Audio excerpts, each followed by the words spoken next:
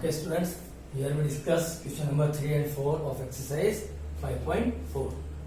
In the question number 3rd, a ladder is given and the first rung, इसकी जो length है वो 45 centimetre दे रखी है और जो सबसे ऊपर वाली है इसकी लेंथ दे रखी है 25 सेंटीमीटर। इन दोनों के बिटवीन जो है वो 2.5 मीटर, इसको हम लिख सकते हैं 250 सेंटीमीटर। फर्स्ट और लास्ट जो रंग्स है, ये जो रंग्स लैडर्स के जो स्टेप्स हैं उसके बिटवीन जो डिस्टेंस है वो 250 है। अब हमें ये फाइंड आउट करना है कि ये जितनी भी रंग्स यूज हुई इसकी टोटल लेंथ क्या है, the length of the wood required for the rungs. तो हमें ये पता है कि फर्स्ट टाइम हमारी ए होगी 45, राइट। अब यूनिफॉर्मली डिक्रीज हो रही है और लास्ट में यूनिफॉर्मली डिक्रीज हो रही है, लास्ट टाइम हमारे पास एल आ गया, ये आ गया 25। सबसे पहले हमें ये कैलकुलेट करना पड़ेगा कि एन नंबर ऑफ रंग्स कितने यूज हुए यहाँ पे। तो उसके लिए क्या करेंगे, तो टोटल जो डिस्टेंस है वो है 250 अपॉन बिटवीन डिस्टेंस कितनी है 25। अब इसके अंदर एक प्लस होगा, क्यों होगा देखो ये प्लस, ये देखो 1 2 3 4 5 6 7 8 9 और 10 ये है। अब इनको काउंट करेंगे तो सबसे ऊपर वाला जो आएगा वो +1 हो जाएगा। देखो 1 2 3 4 5 6 7 8 9 10 11, तो 10 + 1 ये हमारा हो जाएगा n नंबर ऑफ रंग्स।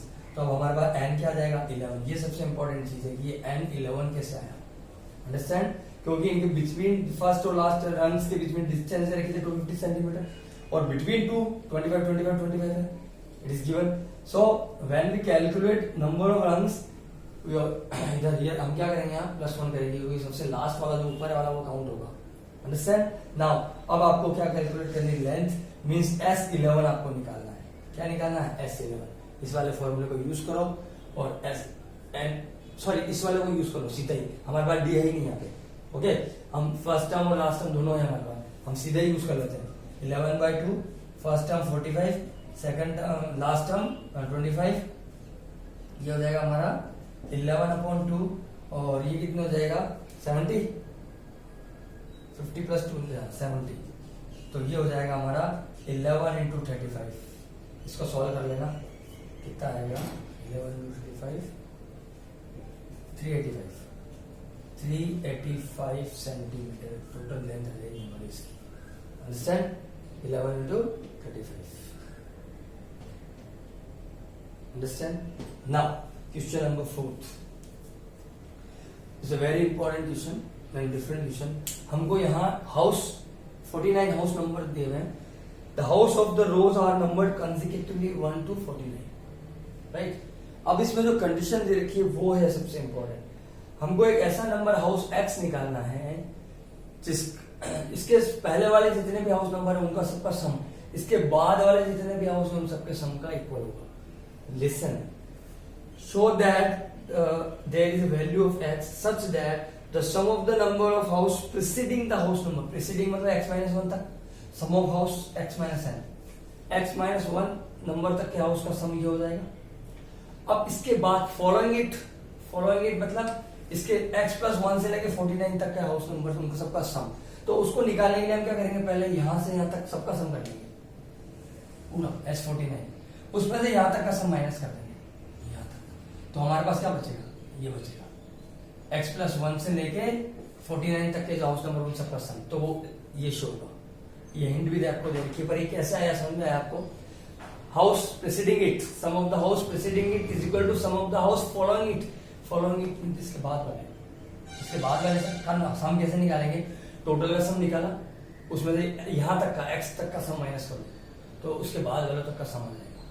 अब यहाँ पे n क्या हो गया x-1, फॉर्मूला ये यूज करेंगे। a क्या हो गया हमारा 1, a क्या हो गया हमारा 1, b क्या हो गया हमारा 1, a और d की वैल्यू 1 रखेंगे। यहाँ n क्या आ जाएगा x-1, यहाँ n क्या आ जाएगा 49, यहाँ n क्या आ जाएगा x-2, ये फॉर्मूला यूज करेंगे। इसको जब हम सॉल्व करेंगे यहाँ, तो ये देखो ये x-2 हो जाएगा, ये -2 + 2 कटेगा, यहाँ आ जाएगा 49, ये कटेगा 25 टाइम्स आ जाएगा, राइट। ये यहाँ पे -1 + 2 x+1 बचेगा। अब देखो हम क्या करते हैं, 2 है पूरी इक्वेशन को 2 से मल्टीप्लाई कर देते हैं ताकि ये 2 × ये 2 × और ये भी 2 इंटू हो जाएगा, इससे ये 2 कट जाएगा। तो अब हमारे पास क्या बचेगा, x square minus x is equal to 2 into 49 into 25